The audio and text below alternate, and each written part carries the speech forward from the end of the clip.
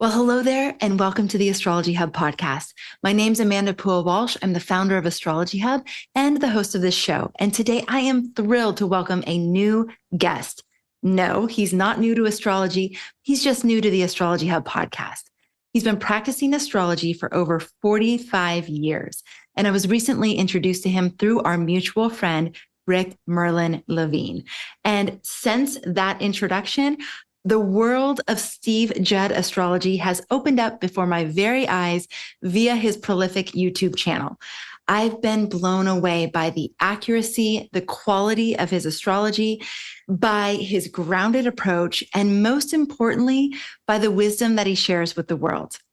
I really think you're going to love Steve as much as I do, and that you'll get a lot out of what we discussed, and that it will prove to be helpful as we navigate the end of 2024 and into 2025 and 2026. I know these are bold statements, but I think you're going to understand why I'm saying this very soon. So today, what we cover is the astrology of the last parts of 2024, the two very clear hotspots for the rest of the year, and a very powerful prediction for the US election in November. Why Steve says 2025 and 2026 are bigger astrologically than anything that's ever happened before. And that we're at the end of the human race training period. You're going to find out why he says that. You're going to get guidance for how to work with these big changes ahead in an empowered way. You're going to learn about Steve's secret passion and so much more.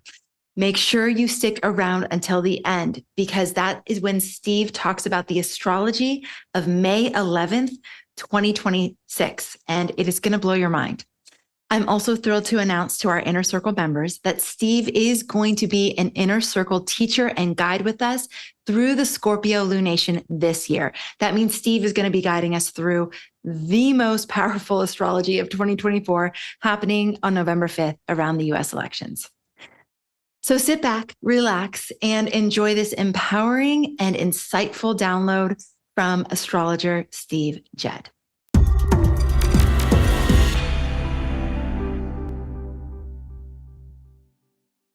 So Steve, really just welcome to the Astrology Hub podcast. I am so happy that our paths have finally crossed in this way. It's lovely to meet you, Amanda. And I'm a great believer in synchronicity. So everything happens at the right time. Although a little part of me thinks you have no idea what you let yourself in for.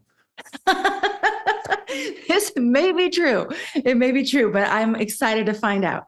All right. So one of the things that we love to do when astrologers are making their debut on this platform is just get the backstory. Just how did you get into astrology? What led you to want to go deeper, become a practicing astrologer, etc.? I left home when I was 15. And the only way to do that in 1969, 1970, I was born in 1955, was to join the army. So I joined the army when I was 15, and they quickly worked out I wasn't very good at shooting people or driving tanks. So they ran a set of intelligence tests on me and found out I was really good at code breaking and deciphering non-Latin languages, the more symbolic languages, such as Sanskrit, Cyrillic, that type of thing. I left the army under a bit of a cloud when I was 20. And in 1976, 77, I picked up my first Raphael's Ephemeris and looked at it and I thought, oh, well, that's just numbers and it's like a bus timetable. No, there's patterns there. Because to me, astrology at its core is pattern recognition. And when you look at an ephemeris, you can see patterns, or I can.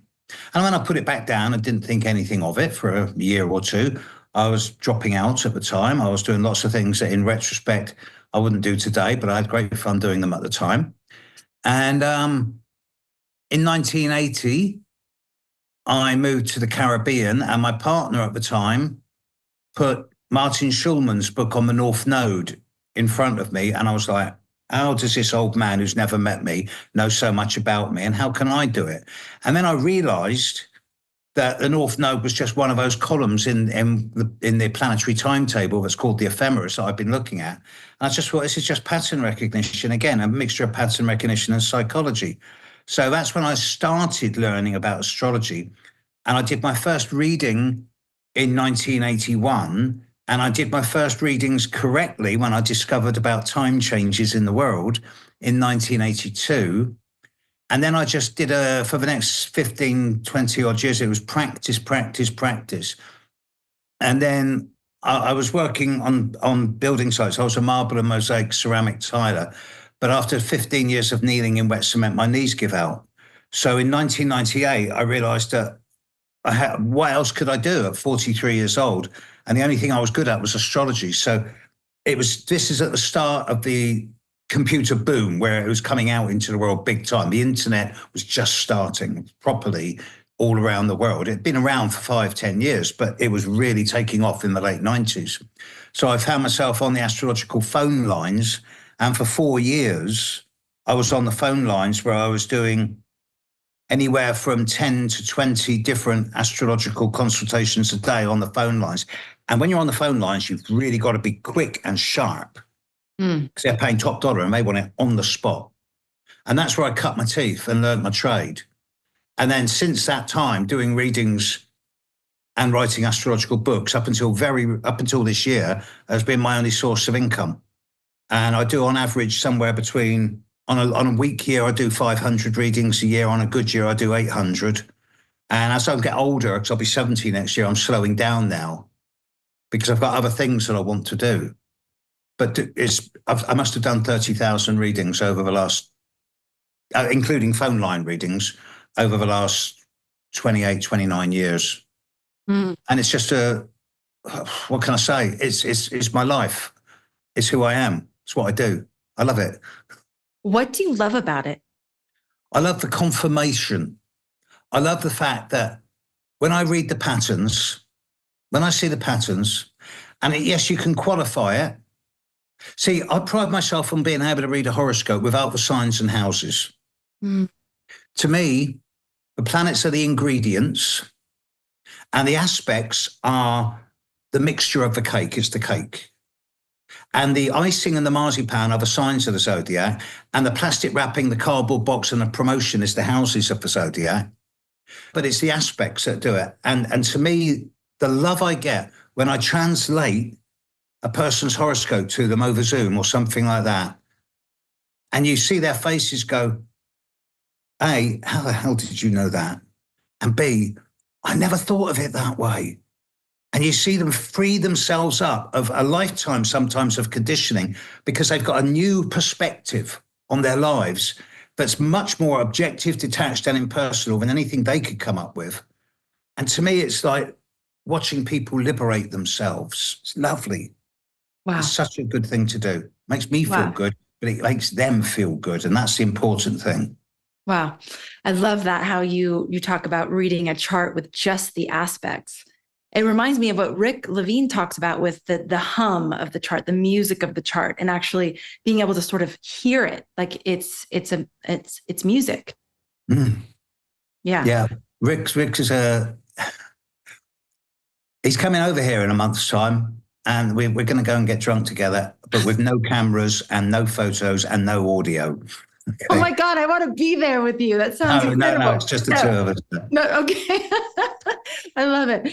Okay, so I just listened, I re-listened to your July forecast that you did before the month even started. It was like 8 minutes of literal brilliance. I mean, once we've lived through the month of July, then to go back to something that you recorded before July even happened and to reflect on the actual content of what happened in the world, it was so profound.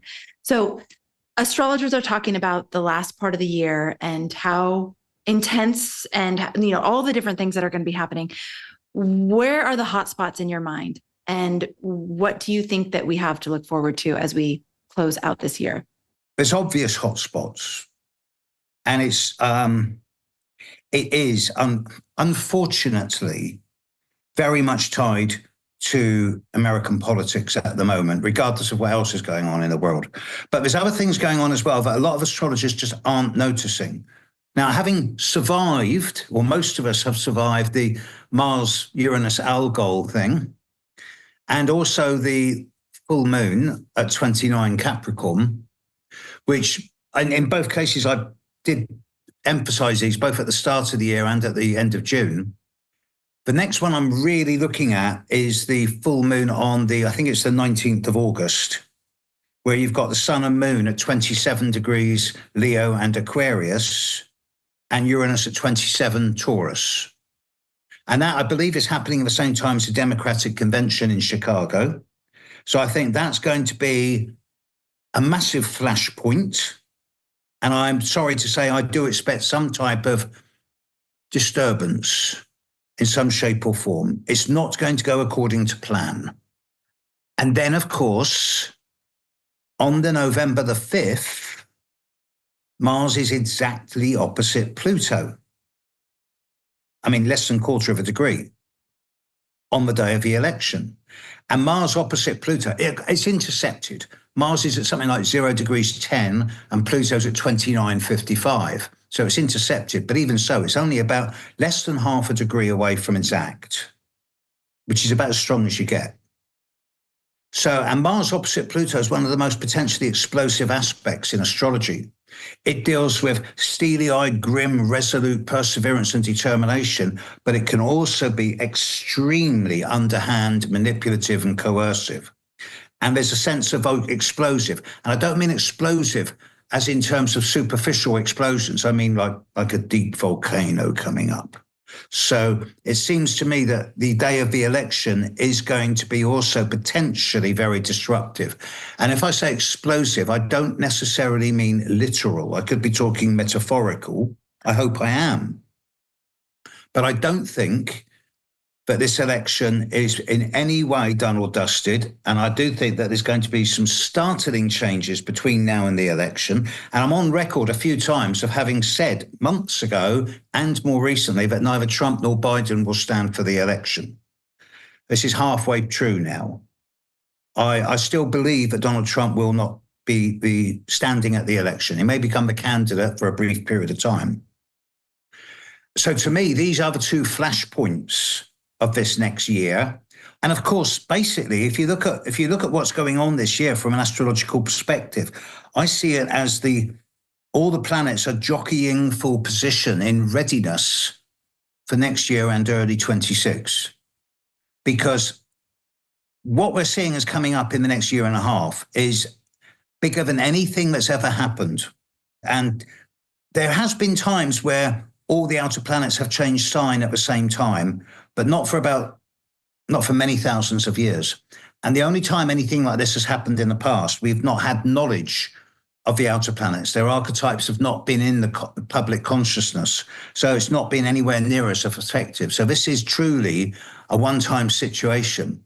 So I feel that this year, everything's jockeying for position to get the maximum leverage for next year. Because next year's the decisions and the actions taken over February, March 25 to May 26 are then going to influence the next 40, 50 years, is clear, at least. Whoa. So Steve, you're seeing the astrology of 2025 and into 2026 as even more foundationally changing than 2020? Gotcha. Whoa. Okay. This is the first time I've heard this said so clearly. So tell us why. What's happening? Well, we've already got Pluto moving into Aquarius. Saturn and Neptune will move together into Aries. There is a Saturn-Neptune conjunction. I think it's either February or March 26, and it's at 0 degrees of Aries, which is, have a Saturn-Neptune conjunction, which only happens every 42 years. So to have it at 0 degrees of Aries, what's the odds on that? That's 42 times 360. That's a lot. And at the same time, Uranus is moving into Gemini. Now, I really love the idea of there being a Uranus-Pluto trine for a year and a half in Aquarius and Gemini. That's going to really accelerate our ability to work with the emerging technology. And it's balanced by the potential sheer horror of a Saturn-Neptune conjunction at the very start of the zodiac, which is going to see a massive sense of crumbling and dissolving of the old dinosaurs and the old structures that have been very good for us so far, but are now becoming redundant as we change rapidly. Let me put it another way to you, Amanda. When I was a kid, when I was born, there was 2 billion people on this planet. There's now 8. When I was born, technology was a little Bakelite dial-up phone with a little thing on you put on your ear. And now we're downloading everything and I'm talking to you the other side of the world, literally. When I was a kid, spirituality meant going to Sunday school church. Now it's pick and mix. The escalation of evolution is no longer going in a straight line curve. It's at an accelerating curve, and we're approaching prime vertical. And that prime vertical point is going to be reached in the next few years.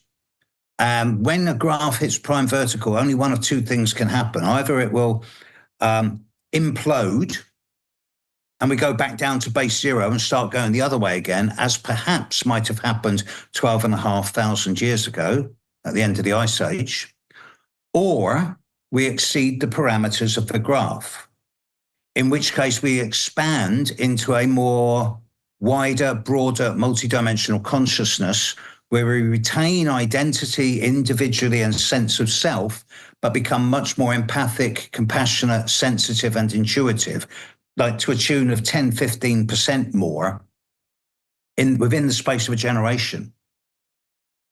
So these, to me, this is the end of the human race's training period. We're about to emerge into a much wider field of consciousness. And we're probably going to find by doing that there's a lot of other forms of awareness and consciousness out there that's waiting to greet us. That's my idea anyway.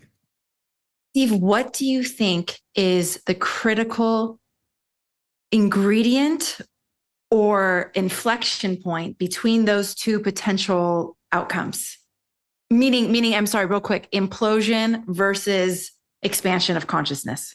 It's going to be, the crunch point is going to be the old behemoths, the old monsters, the old dinosaurs, by which I mean the old politics, the old economics, the old religions, who have had it their way. It's what I call a dominator culture.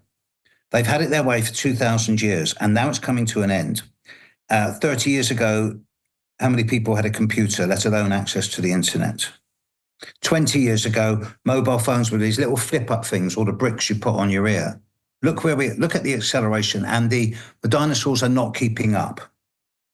So we're seeing the end of old practices, the old politics, and the emerging stuff that's going to come through is going to be much more community-based, much more technologically based, where consensus is going to become much more of an important thing rather than an imposed structure and order. So I see the conflict here between the struggles of the old to maintain their power base versus the impelling impulsiveness of the new, powered by the fact that there's so many young people now. And they're going to win. It's got to happen. Otherwise, the human race will stop evolving, and that will lead to entropy, which leads to decay, and within 300 years we'll be extinct. This is the biggest time, this is the most compressed time of concentrated change in human history, in my opinion. And of course, I may be bigging this up a lot, but I live in this world. I've been waiting for this all my life. So I think this is the most scariest and the most exciting time. And I really think that, well, to quote one of the heroes I don't have, so I was a punk, so I don't do heroes. One of the heroes I don't have is Terence McKenna. And he just said, look, the future's in the imagination. You can create anything you want. For example, I've got these wonderful new friends now called AI and ChatGPT. And everyone else is going, Satan, get it. I don't want it. It's evil. Okay, look, it's out the bottle. You've got to use it. So I'm using it. It's amazing. I can see a time in the future, probably not in my lifetime, but it's already beginning to happen, where the idea of an interface between the technoware and bioware. We're already getting implants in the brain to help people who are in wheelchairs walk again. This is the start. And I can see it's not quite to the point of downloading consciousness. But I can see a time within 50 years where, in order to adapt with the ever-increasing climate chaos, we're going to have to achieve some type of genetic or bio modification. And then long term, this is going to lead to us thinking, hey, there's a whole solar system, there's a whole galaxy out there. Let's go. Okay, so the big crunch point you see is the sort of the old guard versus the emerging new, and maybe how much the old guard holds on in terms of whether or not we implode or we evolve. For me, the single biggest problem of the last 30 years is greed. There is enough to go around. Now, I'm certainly not averse to people making profits, but the insanity of the greed in the world at the moment. I'm fine about a CEO making 10, 20 times more than the janitor. But when they're making 400 times more than the janitor, there's something wrong. And this insane push for more and more and more is inevitably going to crash and burn unless there's an intelligent approach to using it. I mean, what these people don't get is they're going to end up as being the richest corpse in the graveyard. You know, so yeah. So Steve, what do we do as individuals? So because we're going to be navigating these months, there's going to be lots of chaos, I'm assuming, months and years. Where can we anchor? Chaos is a strong word. Challenge, yes. Okay. Well, this brings us back. The best thing we can do is to empower ourselves and free ourselves from the yoke of history. History's failing, and it's time to start thinking in new ways and behaving in new ways. And that doesn't mean in any type of conflictual situation or rebelliousness. It just means by disempowering the forces that have always sought to control us and empowering ourselves. And that is where astrology comes in. I said it to someone yesterday that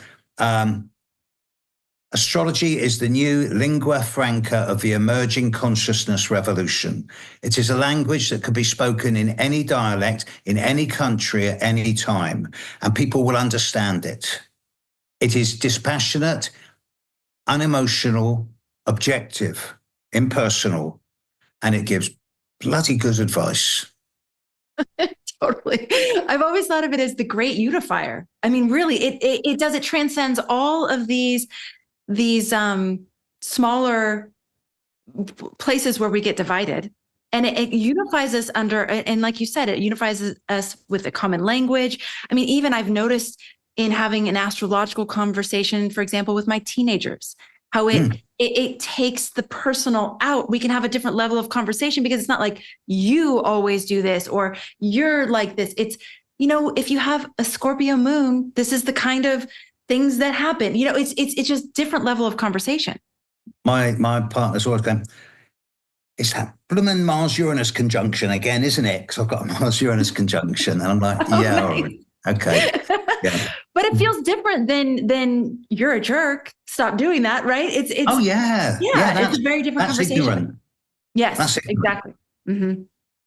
No, I prize in intelligence as number one on the list of evolutionary attributes. And I differentiate between human beings and humans being. Okay, I'm a human's being.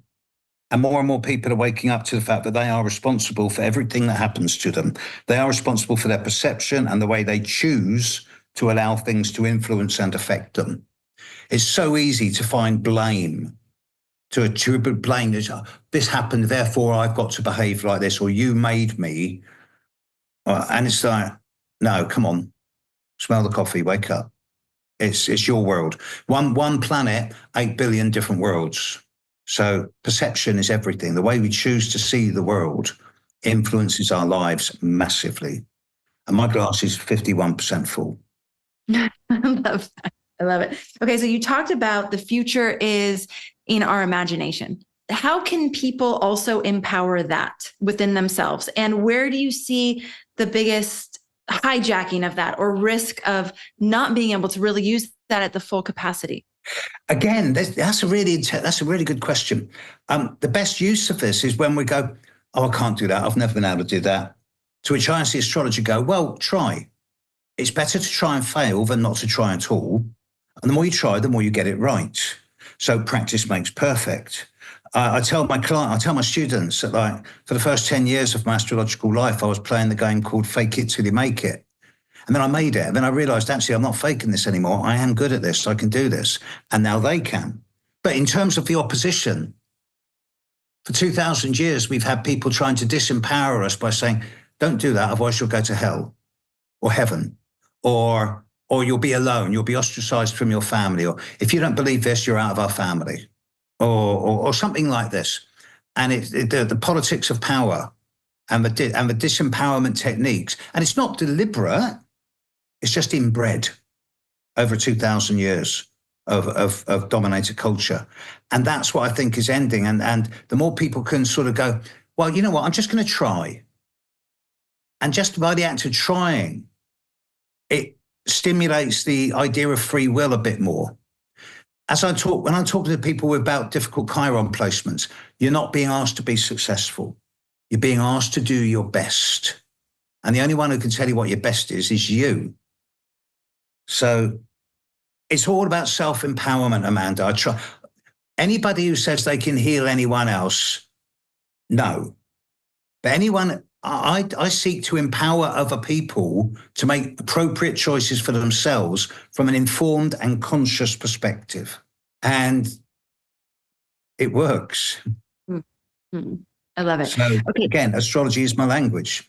I think so many of us in this community feel exactly the same way. And I love everything you're saying. So if we're talking about Saturn and Neptune at 0 degrees of Aries being this, and Uranus moving into Gemini, are there any other transits that are happening in 2025, 2026 that are making it so that this moment is so important? Hold on. I've got it here. It's at the very end of my book on Pluto. I do geocentric astrology 99% of the time. But every so often I look at helio, because helio for me seems to work in non-human affairs, such as weather, earthquakes, volcanoes, particularly at the geophysical. And I noticed that on the 11th of May, 2026, Mercury, Venus, Mars, Jupiter, Saturn, Uranus, Neptune, and Pluto are all in the first 2 or 3 degrees of their sign. Wow. 0 to 3 at a heliocentric level. And that's on the 11th of May, 2026. So it seems to me that is a nexus point. I liken it to being on the inside of a pencil sharpener, where you're just getting towards that fine little hole at the base where you can then emerge into glory. It's a bit like the birth canal, I guess, but I'm a guy, I don't really know that one. And people that don't know what heliocentric is, can you explain it? Geocentric is when you put yourself and the planet Earth at the center of the horoscope. Heliocentric is when you put the sun at the center of the horoscope. And the one most noticeable difference with heliocentric astrology is that you don't get retrogrades. Because when you're on the surface of the sun, which you obviously can't be, but if you were, you'd see all the planets just going round in their cycles. When you're on the Earth and you're looking at the planets, sometimes the Earth is going faster than the planets outside of our orbit. So even though they're still moving forward, they appear to be moving backwards because we're going faster than them. It's like being in an express train overtaking a commuter train going in the same direction. That's called retrograde motion. And when planets are retrograde, the influences are more introspective, reassessing, reevaluating, reconsidering, as opposed to when they're moving forward, which is much more direct action. So, but you don't get that with a helio chart. So that's why I just use helio for non-human related phenomena, which isn't that much, to be honest. And you've noticed that there's a high degree of accuracy in that kind of interpretation for those kinds of events. Years ago, early 90s, when I had my very first computer before the internet, I was working with another astrologer in the south of England, and we somehow she had a contact at the American Bureau of Seismology.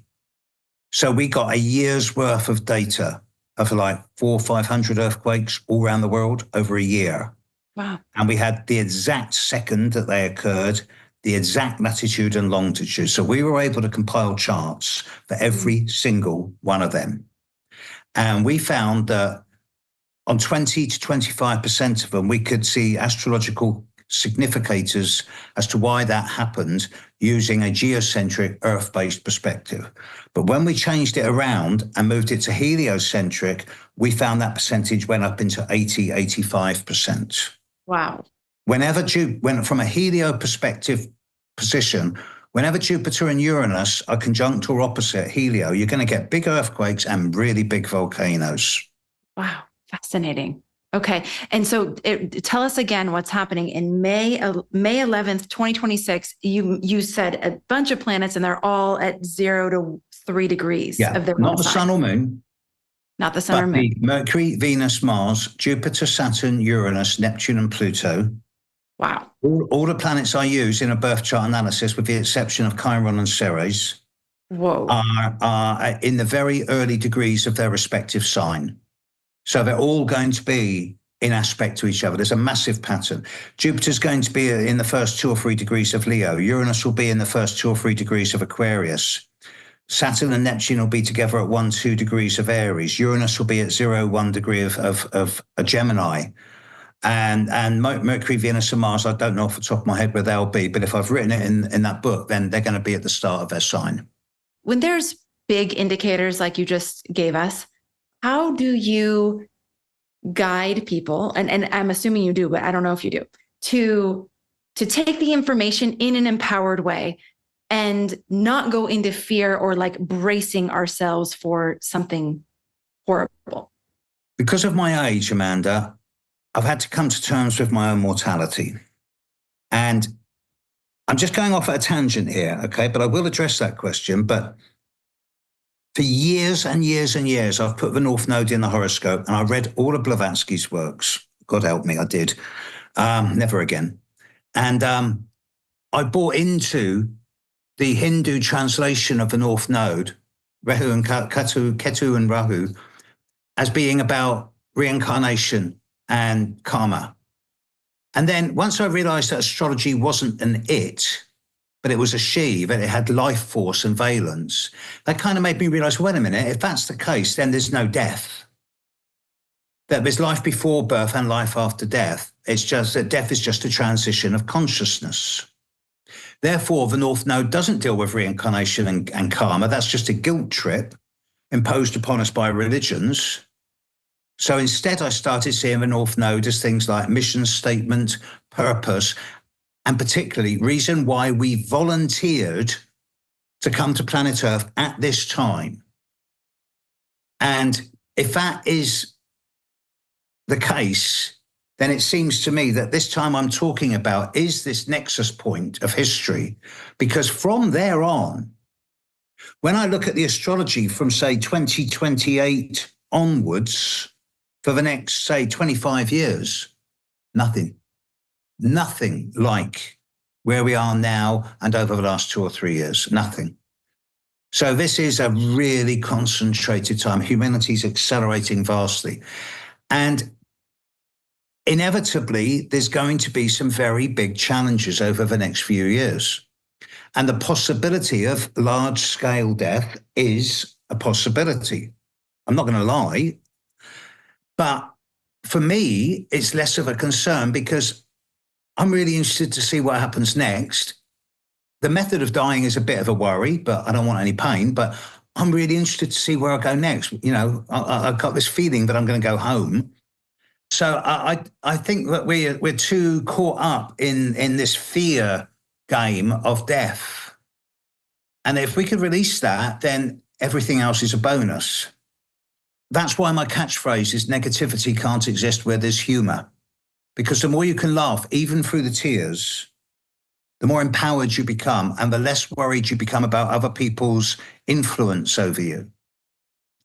So in answer to your original question, I think the best way that individuals can manage this is to laugh And I know other people will say you're crazy, but to laugh even through the tears over the next few years, to find the joy and humor in even the smallest things in life, because that will keep us sane. When I see a flower opening, when I see a beautiful summer's day, it balances out the horror of the news. Again, it's down to individual perception, in my opinion. You know, I have to own that I might be making all this up, but it just might be my deluded fantasy of the world being the way I want it to be. But if it is, hey, I'm happy in it. So what's not to like? Steve, you are making me cry. This is just so beautiful and so resonant. And I said in the very beginning that it's your wisdom, most of all, that I have connected with in the videos that you share. Your accuracy, the quality of your astrology, all top notch. But the wisdom that comes from your heart and from your lived experience is really what just struck me. And it's so delightful. Thank you for sharing. Well, I'll take that. I'm trying not to cry when you say that. I'll take that. But actually, I'm a Cancerian with Virgo rising. I'm actually quite shy. I've got this really good public image, but underneath, I'm kind of cringing when I hear people say things like that, saying, "Oh, I'm not that good." But you are. Hey, just you are, and I'm just going to say it for all of us. Thank you. Hey there, astrology lover. I hope you're enjoying this episode. Now, Steve's about to get into some super intriguing territory, and we are just going to scratch the surface, but I promise we will do a follow-up episode on this topic very soon.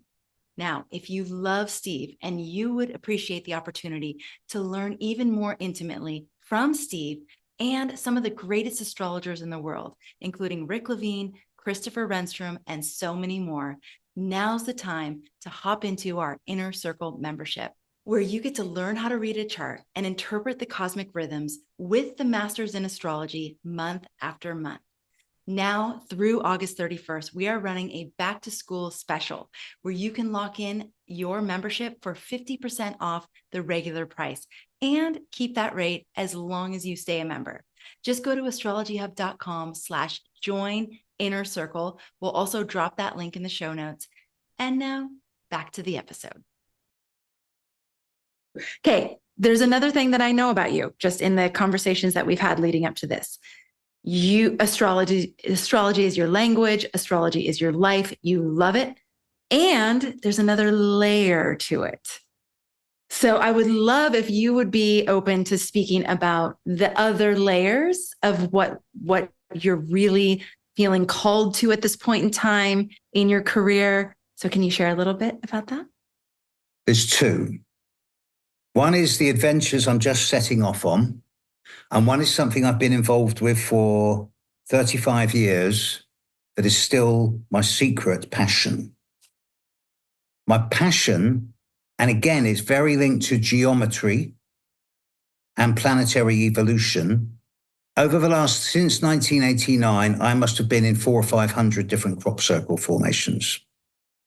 I know more about crop circles than most other people because I've been in them. I've looked at the change in the molecular structure and the atomic structure of the wheat in a circle compared to the wheat 1 yard outside the circle, and I've seen the radical difference.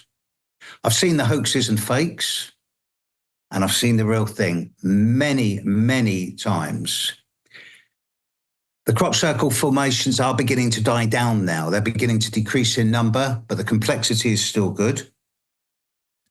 And this is not a once in a millennia phenomena. They've happened before. There was a lot of crop circles around the mid-1500s in the UK. There was also quite a lot of crop circles around the 1840s, 1850s. And now they've been happening extensively. 50% of the crop circles in the world happen in Britain, and 50% of those crop circles happen in a very small area around southern central England, which was the first part of England to be colonized once the land bridge broke when the Ice Age ended and the floods came. So this is where all the stone circles were built and it's steeped in antiquity. So to me, the crop circles, these are millimeter precise.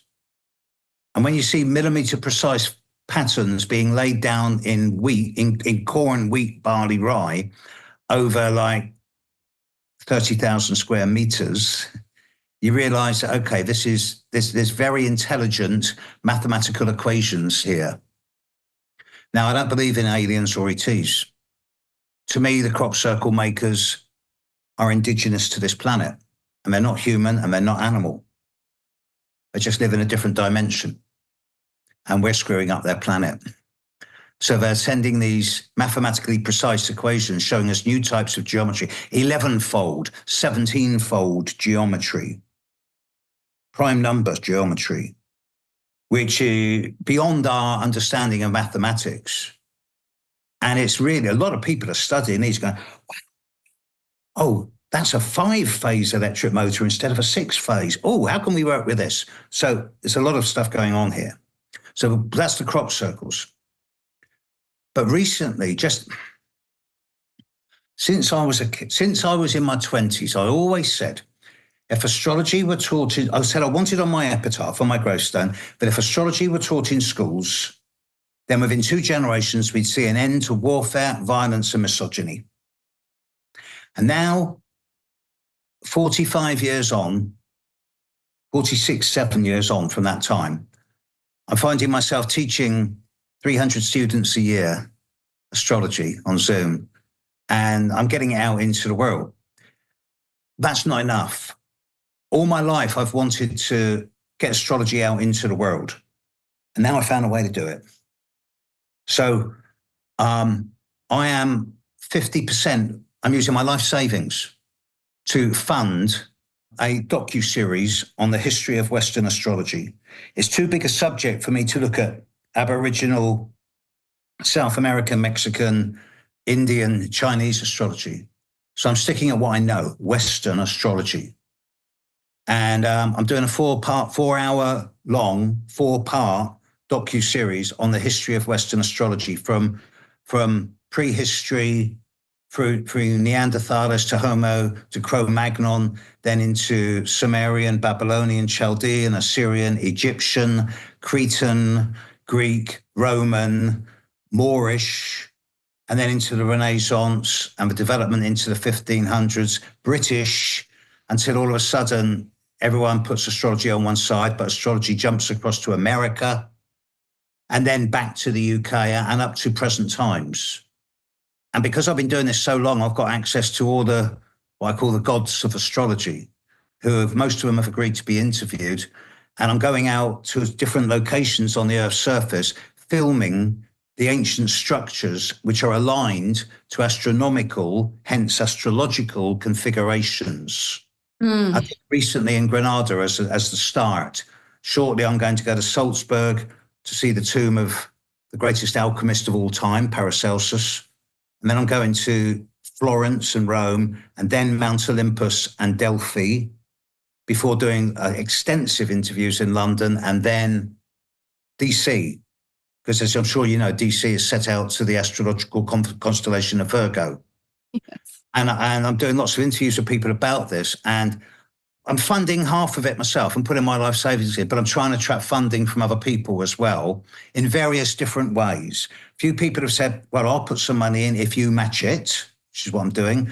I've set up a membership on YouTube for the first time ever. Instead of giving it away free now, 25% of my content is going to a membership, and they're paying me a little bit each month, which is purely going to fund this documentary. And this will be my legacy. I'm going to leave it behind for the world because, 10, 15 years, I probably won't be around. So I want to leave it both as a legacy for my daughter and granddaughter, but also for the world, because I want astrology to get out into the world. It'd be an amazing life achievement. Oh, God. Well, we are going to set up a way for our community to donate to this project as well. So if any of you are feeling inspired and you want to see this come to life, we want to make it so easy for you. So we're going to put the link in the description of this. So you can just, if you want to see this come to life and help Steve leave this legacy for us and for future generations, we're going to give you a way to contribute to that as well. But Steve, I couldn't think of a better person to lead this effort. It's It's a gift to all of us. Thank you so much for putting your life's work together in this way. I've wanted to do this for decades, and only now I can find myself. I've got the right crew. I've already got the videographer, the producer, the organizer. I've got the recording studios. I've got the equipment. I've got it all. I mean, I've had to splash out a lot of money on it, but I've got it all. And now it's just a question of, can I get it done in time? I want it to be released by May of next year, before the Saturn-Neptune conjunction starts. Yeah. Because then it can get out there and reach the right people and influence people before the proverbial starts hitting the fan. What's the date of that? Isn't that February of 2025? That's the first pass, yes. That's the first pass, but then there'll be the retrogrades back. Okay. So really, I want it to be out by May, and to film, edit, link, produce, and then distribute. Well, not distribute, because I've got a way of getting it out to the world.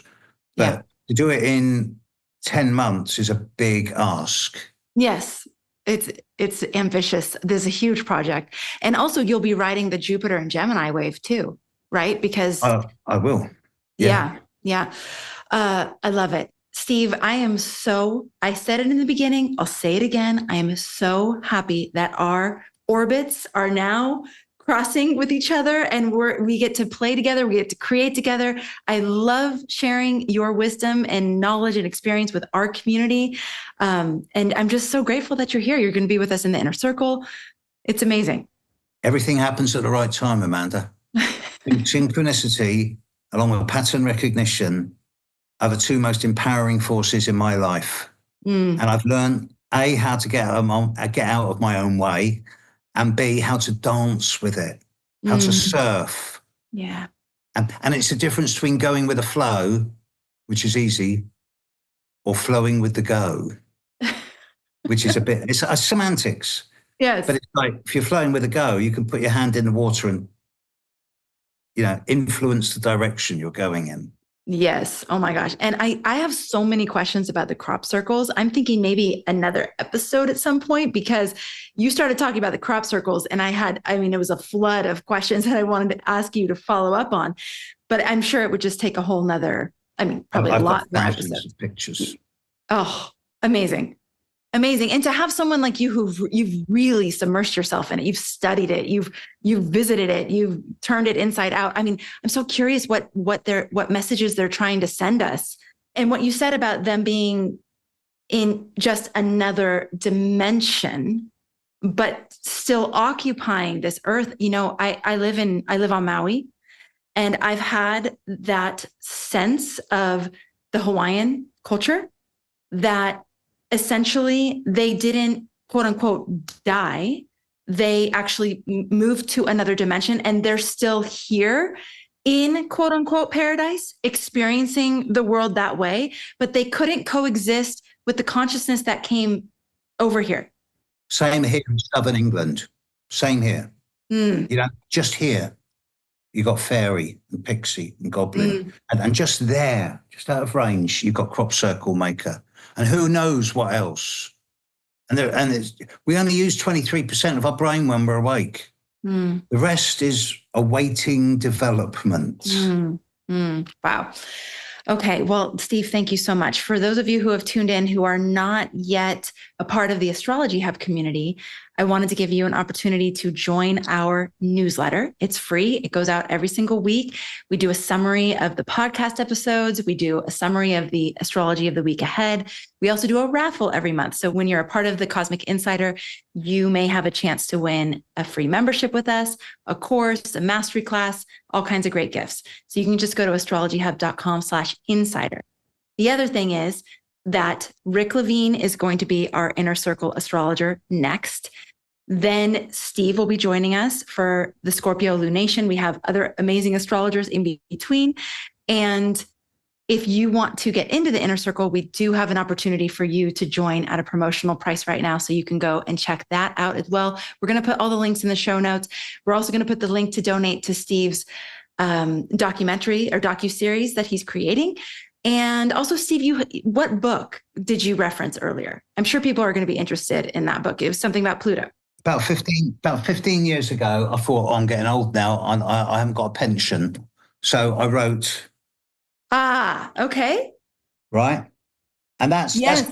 good astrology, but it's a little bit sensual and sexual as well, but it's good astrology. Mm-hmm. And then about 9 years, 10 years ago, 11 years ago, when Pluto was passing opposite my sun, I chose to use that year-long transit as a time to get a large number of surgical procedures done on my face. I got a titanium mouth. And I learned the difference between pain, which can be managed, and ache, which cannot. So I thought, right, I'll use this. So I wrote.